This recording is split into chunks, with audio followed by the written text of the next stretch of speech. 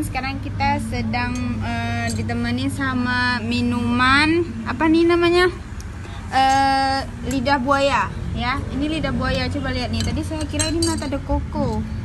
Iya, jadi dia dipotong dadu-dadu seperti itu.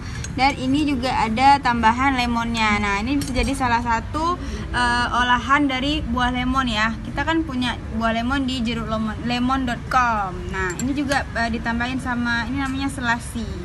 Jadi rasanya itu ada asam-asam dari lemonnya, juga manis, dan lidah buayanya itu krenyes gitu ya, Hans ya. Hans suka dia. Lagi Hans.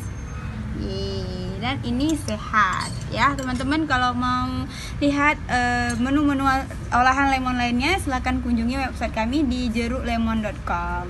Ciao.